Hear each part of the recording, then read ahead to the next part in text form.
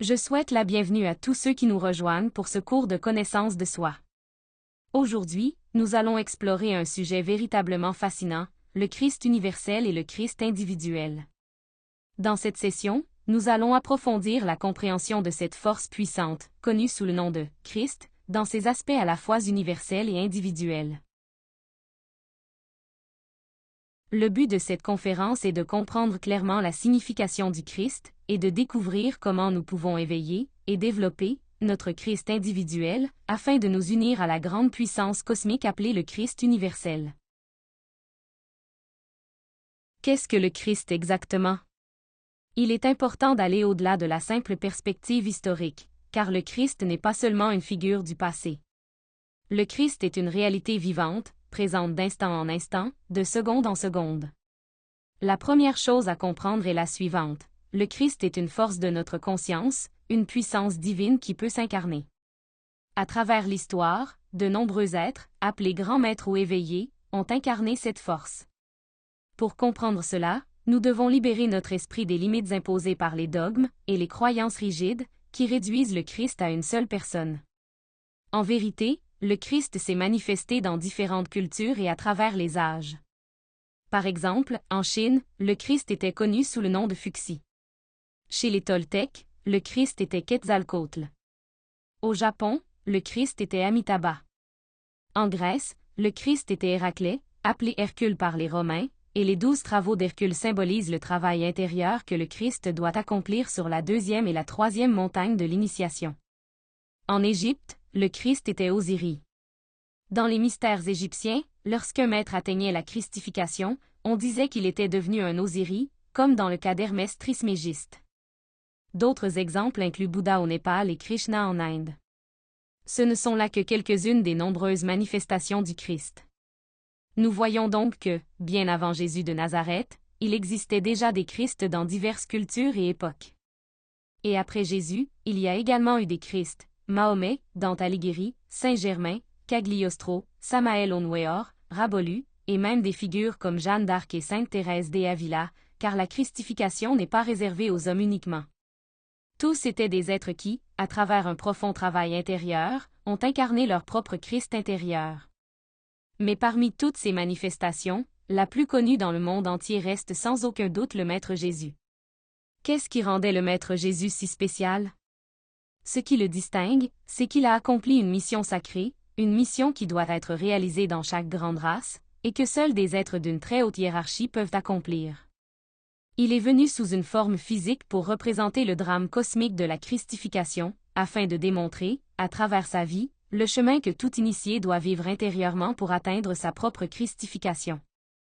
Des êtres comme Jésus accomplissent cette mission pour laisser un message indélébile dans la mémoire collective de l'humanité, un point de référence pour quiconque s'engage sur le chemin intérieur vers l'éveil. Maintenant que nous avons réfléchi sur le rôle du Christ historique, voyons de plus près le Christ universel et le Christ individuel, afin de mieux comprendre cette force que Jésus, et tant d'autres maîtres, ont incarnée, et que nous pouvons, nous aussi, incarner si nous réalisons le travail intérieur nécessaire. Commençons par clarifier ce que nous entendons par Christ Universal. Le Christ universel est ce que nous appelons l'armée de la voix. Et il est important de comprendre que l'armée de la voix, l'armée de la parole, c'est le feu. Ce feu vivant, ce feu sacré et philosophique, est ce qui rend la matière chaotique féconde. C'est le Christ cosmique, le logo, le grand verbe. Ce feu universel est le principe créateur, la puissance vivante qui féconde la matière et lui donne forme. Selon ses propres lois divines, ce feu peut créer, transformer ou détruire. Chercher à comprendre l'essence du feu, c'est chercher à comprendre Dieu lui-même, car à travers l'histoire, le divin a toujours révélé sa présence par le feu. Par exemple, dans les Écritures sacrées, Dieu s'est manifesté à Moïse sous la forme d'un buisson ardent, et de nouveau sur le mont Sinaï, lors de la remise du Décalogue, les 10 commandements. Saint Jean décrit également une vision du divin, un être d'un jaspe et d'une sardonyx couleur de flamme, assis sur un trône radiant et incandescent, le souverain de tout l'univers. Et Saint Paul, dans son épître aux Hébreux, écrit simplement « Notre Dieu est un feu dévorant ». Ce feu universel est l'armée de la voix, composée des êtres autoréalisés qui illuminent le cosmos. Le Christ est ce feu, manifesté à travers le Verbe créateur de ces êtres. C'est le feu qui crée, le feu qui transforme, le feu qui détruit, et le feu qui renouvelle sans cesse toute la nature. Le Christ est le Créateur. Ce feu sacré détient le pouvoir de faire apparaître les atomes ou de les dissoudre dans le néant. Il commande les forces universelles, capables d'unir des atomes pour former des univers entiers, et tout aussi capable de désintégrer ces univers lorsque le cycle s'achève. Notre monde lui-même est comme une sphère de feu, née et éteinte selon les lois divines. Cette force christique, qui est feu, possède le pouvoir de créer, de renouveler et de détruire. Elle donne naissance aux atomes, aux planètes, aux galaxies et à des univers entiers.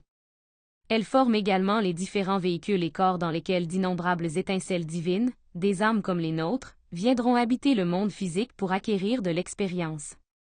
Ces étincelles descendent dans la matière avec une mission, éveiller leur conscience. Et une fois qu'elles y parviennent, elles retournent dans l'absolu en tant que Christ individuel, devenant ainsi partie intégrante du Christ universel, la grande armée du Verbe. Le Christ universel est l'union de tous les Christs, de tous les êtres éveillés et autoréalisés à travers la galaxie, qui ont atteint leur propre christification. Ces êtres, qui forment le Christ universel, sont pleinement conscients, et ont choisi de participer à l'œuvre de la création. À travers leur dédoublement divin et leur union sacrée, ils engendrent la troisième force, le feu. Pour que le logo, le Verbe divin, puisse se manifester, l'un doit se dédoubler en deux, le Père à l'intérieur de la Mère. Et de l'union de ces deux forces complémentaires naît la troisième, le feu. Ce feu sacré se manifeste ensuite à travers le Verbe afin de faire surgir la création. C'est pourquoi, dans les peintures et sculptures, les anges sont souvent représentés tenant des trompettes et des épées. Les trompettes symbolisent le pouvoir de manifester le feu à travers le Verbe, la vibration créatrice du son, des mantras. Les épées, en revanche, symbolisent ce même feu dans son aspect destructeur. Ce feu est le logo, le Christ, le Verbe vivant qui rend possible l'existence de l'univers à l'aube de toute création. Et cette force christique, ce feu universel, est contenue dans tout ce qui existe. Elle est dans chaque germe, chaque graine qui génère la vie. Et en nous, elle est présente dans notre propre graine créatrice, déposée dans nos glandes sexuelles. C'est pourquoi, à travers le sexe, nous pouvons créer un autre être vivant. Mais lorsque nous apprenons à utiliser le sexe avec sagesse, en pratiquant la sexualité supérieure, nous pouvons également nous créer intérieurement, nous éveiller, nous transformer, et finalement développer notre Christ intérieur. Demandons-nous maintenant, que doivent faire ceux qui souhaitent appartenir à l'armée de la voix? La réponse se trouve dans le drame cosmique. Beaucoup a été écrit et dit au sujet de ce grand drame. Sans aucun doute, il nous est révélé à travers les 4 évangiles. On nous dit que le drame cosmique a été apporté sur terre par les Elohim, et que le grand Seigneur de l'Atlantide a représenté ce drame sacré en chair et en os. Plus tard, le grand Kabir Jésus dut lui aussi représenter le même drame publiquement en Terre Sainte. Le Maître Jésus portait la mission profonde de représenter ce drame divin afin que l'humanité puisse voir la voie, le chemin que tout initié doit suivre pour éveiller et développer le Christ intime en lui. C'est pourquoi Jésus déclara « Je suis le chemin ». Il est venu nous montrer, à travers sa vie, l'exemple vivant du sentier que nous devons suivre si nous voulons nous élever spirituellement. Dans la vie du Maître Jésus, nous trouvons symbolisé tout ce que l'initié doit expérimenter en lui-même. Les épreuves, les sacrifices, les souffrances, la crucifixion, la mort, et finalement la résurrection. Tout cela représente les étapes du chemin intérieur vers la christification. Ce n'est pas un chemin facile. Et c'est précisément pour cette raison que tant de gens préfèrent adorer le Maître, au lieu d'entreprendre le travail intérieur profond nécessaire pour atteindre ce qu'il a atteint. Sur la croix du martyre du Calvaire, tout le mystère du Christ est résumé dans une seule formule de 4 lettres, I-N-R-I. Ésotériquement, cela signifie « Igni natura renovatur integram », c'est-à-dire « le feu renouvelle sans cesse la nature ». Et cela, en vérité, est l'essence même du Christ. Mais ce véritable sens a été caché à l'humanité, tout comme la compréhension profonde de la vie et de l'œuvre de Jésus a également été dissimulée. Plus encore, sa vie sexuelle a été tenue secrète. Les enseignements nous disent que Jésus a accompli le grand travail de la christification avec sa compagne, Marie-Madeleine. Pourtant, ce fait nous a été systématiquement caché pendant des siècles. Le monde a été amené à croire qu'il vivait dans un célibat absolu. La réalité est bien différente. Le grand secret, c'est que c'est à travers le sexe, utilisé de manière sacrée et consciente, que nous pouvons accomplir le même travail intérieur. C'est à travers ce processus que nous pouvons nous éveiller, développer notre Christ individuel et, finalement, devenir un avec le Christ universel. Le Christ universel n'est rien d'autre que l'union de tous les Christs individuels au sein d'une galaxie, la grande force collective de tous ceux qui ont atteint l'autoréalisation et la christification. Voyons maintenant comment, et où, nous pouvons trouver le Christ en nous-mêmes. Regardons de plus près le Christ individuel. Il est dit que la tentation est le feu, et que triompher de la tentation, c'est la lumière. Cela révèle une vérité profonde. Notre feu intérieur, notre énergie créatrice, est emprisonnée dans ce qui nous tente, dans l'infinité des désirs de notre ego. Chaque fois que nous surmontons une tentation, chaque fois que nous dépassons un désir, nous libérons une partie de ce feu. Et ce feu libéré devient lumière, illumination intérieure et sagesse. Puisque le Christ est le feu, si nous voulons incarner la force christique en nous, nous devons d'abord libérer ce feu en apprenant à refuser nos désirs et à ne pas tomber dans la tentation. Le Christ in Time est endormi dans notre semence. Ce feu sacré, notre essence, notre esprit, notre lumière, est contenu dans l'énergie séminale. Mais aujourd'hui, la majeure partie de notre conscience, environ 97%, est piégée par l'ego. Et comment l'ego s'exprime-t-il dans notre vie quotidienne? À travers les désirs, sans cesse, instant après instant. Ce feu, cette énergie, est la force motrice en nous, l'élan qui nous pousse à agir. Pourtant, comme il est conditionné par l'ego, notre motivation s'oriente souvent dans la mauvaise direction. Nous trouvons beaucoup d'énergie pour la paresse, pour regarder la télévision pendant des heures, faire défiler le téléphone, colporter des ragots, disputer, forniquer, sortir boire, etc. Mais lorsqu'il s'agit des choses de notre être, des actions qui éveillent notre conscience, nous manquons souvent du même enthousiasme. Pour libérer ce feu, pour éveiller le Christ en nous, nous devons apprendre à refuser nos désirs. Et refuser nos désirs, c'est nous refuser nous-mêmes. C'est précisément ce que le Maître Jésus voulait dire lorsqu'il dit à ses disciples. Si quelqu'un veut suivre le Christ, il doit d'abord se renier lui-même. Se renier soi-même, c'est refuser les impulsions de l'ego, instant après instant. Si nous échouons à faire cela, si nous continuons à céder à chaque désir, nous resterons esclaves de ces désirs, répétant indéfiniment les mêmes erreurs, vie après vie. Mais si nous choisissons l'autre voie, si nous nions l'ego, résistons à la tentation et libérons notre feu intérieur, nous sauvons la lumière, qui est la sagesse. Nous sauvons l'esprit, qui est notre véritable essence. Alors, peu à peu, notre énergie, notre élan intérieur, commence à changer de direction. Nous trouvons force et motivation pour les choses de notre être, méditer, éliminer nos schémas négatifs, transmuter notre énergie sexuelle et partager cette connaissance avec les autres. Il est essentiel de comprendre que le développement de notre Christ individuel s'accomplit à travers la pratique des 3 facteurs de la révolution de la conscience. À travers le premier facteur, la mort psychologique, nous apprenons à nier nos désirs et à libérer le feu qui est emprisonné dans le moi psychologique. Moment après moment, à travers l'auto-observation, nous observons les différents « moi » qui surgissent en nous, ces multiples aspects de l'ego qui se manifestent sous forme de désirs dans notre vie quotidienne. Nous les observons, nous les analysons pour comprendre leur nature, puis, avec l'aide de notre divine mère particulière, nous les éliminons. Ce faisant, nous libérons le feu, nous récupérons notre essence, et nous restaurons la lumière, et l'élan vital, qui appartiennent à notre conscience éveillée. Il est également important de comprendre que la force christique, ce feu sacré, est contenue dans notre énergie sexuelle. C'est pourquoi, lorsque nous gaspillons cette énergie, nous gaspillons aussi l'énergie christique en nous. Ce faisant, nous trahissons notre Christ intérieur. C'est pourquoi la chasteté, la transmutation consciente de l'énergie sexuelle, est absolument essentielle. À travers le facteur de la naissance, nous prenons le feu que nous avons récupéré grâce à la mort psychologique, et nous le faisons monter en nous. En pratiquant la suprasexualité, nous dirigeons cette énergie vers le haut à travers notre colonne vertébrale, créant ainsi nos corps internes, les véhicules supérieurs qui nous permettent de travailler dans les dimensions supérieures. Et enfin, à travers le troisième facteur, le facteur du sacrifice, nous ouvrons notre cœur à l'amour pour notre propre travail intérieur et l'amour pour l'humanité.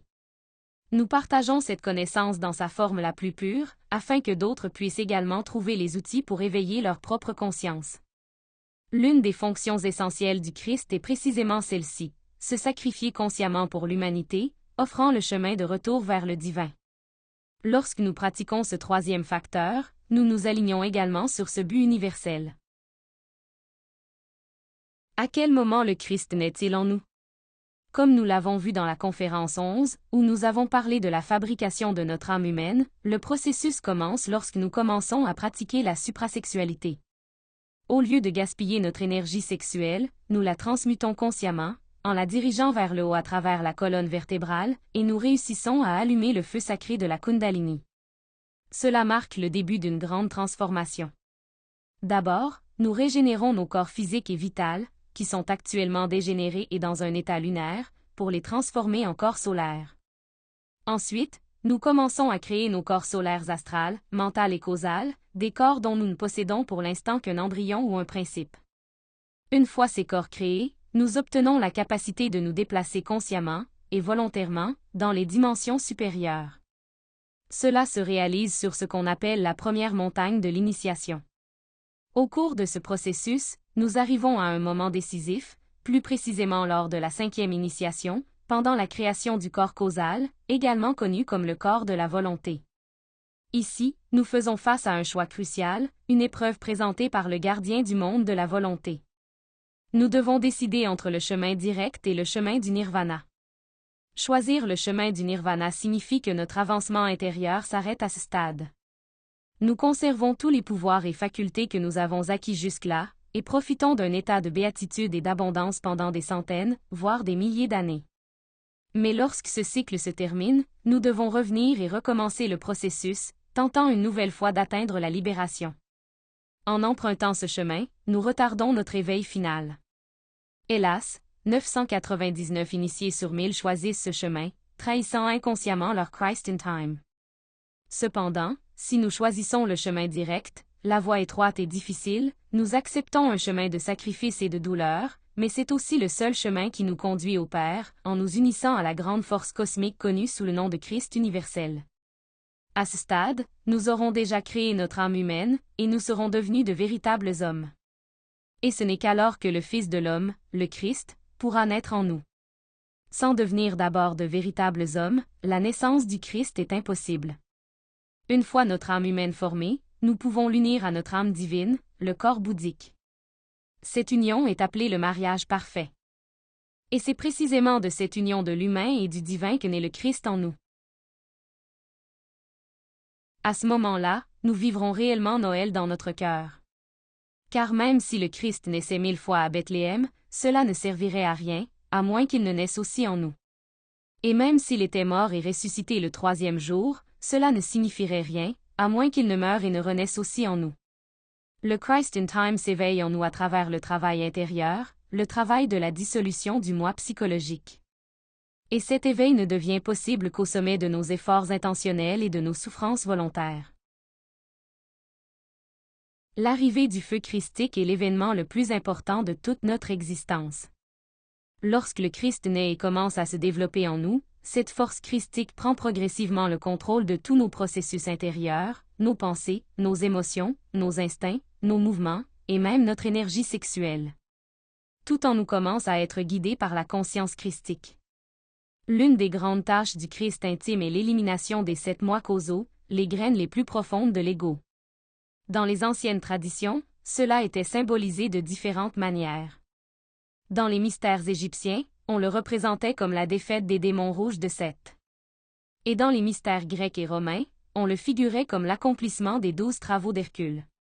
Le Christ intime est, sans aucun doute, notre sauveur intérieur le plus profond. Ce feu céleste, le feu vivant, le feu philosophique, doit naître en nous. Et il ne naît que lorsque nous avons suffisamment progressé dans notre travail psychologique. Sans le Christ intime, les causes de l'ego ne peuvent pas être dissoutes. Le Christ intime est le feu des feux, le plus pur de tous. Et nous sommes invités à entreprendre notre travail intérieur, afin d'être baignés, nettoyés et purifiés par ce feu céleste. Pour que nous puissions nous unir, et finalement faire partie, du Christ cosmique. Souvenez-vous, le Christ cosmique est l'essence collective de tous les Christs individuels au sein d'une galaxie entière. Ici, nous pouvons voir quelques exemples de maîtres qui ont atteint le niveau de Christ. Parmi eux, nous trouvons Yeshua ben Pandira, Jésus, ainsi que Jean-Baptiste, Matthieu et Judas Iscario. Il y a aussi de grands initiés comme Enoch et Melchizedek, ainsi que des maîtres tels que Kutumi et Sanakumara. Nous avons également les archanges, Raphaël, Uriel, Michael, Orifiel et Samaël Onweor. D'autres êtres illuminés incluent Rabolu, Saint Augustin, et Moria, mieux connu sous le nom de Saint François d'Assise, ainsi que Sainte Thérèse et Jeanne d'Arc. Nous pouvons aussi mentionner des philosophes et des sages comme Dante Alighieri, Platon, Pythagore, Orphée et Apollonius de Tyane. De même, il y a les grands guides spirituels, Hermès Trismégiste, Bouddha Gautama Sakyamuni, Krishna, Fuxi, Lao Tse et Zoroastre le Zarathustra. Nous ne pouvons pas oublier Mahomet, Quetzalcoatl, Kaluzuanga et Boshikar, ainsi que des mystiques tels que Paracels, Rakowski, Rochbach, Fulcanelli, Nicolas Flamel, Cagliostro et Ramon Lull. Et bien sûr, il y en a beaucoup d'autres. Ceci a été le sujet d'aujourd'hui. Nous vous invitons à réfléchir profondément sur tout cela, afin d'arriver à une véritable compréhension, et nous vous encourageons à tenter d'entrer en contact avec l'un de ces maîtres à travers la projection astrale, afin de corroborer ses enseignements. N'oubliez pas également que, si vous avez des questions, vous pouvez les laisser dans les commentaires, et nous serons heureux d'y répondre. Avant de conclure, j'aimerais vous inviter à la prochaine conférence. Ce sera un sujet passionnant, où nous étudierons une autre des 48 lois qui régissent ce monde, la loi du pendule. Dans cette conférence, nous verrons comment cette loi fonctionne et, plus important encore, comment nous pouvons la transcender pour atteindre la vérité sur n'importe quel aspect de la vie. Ne la manquez pas. À la prochaine!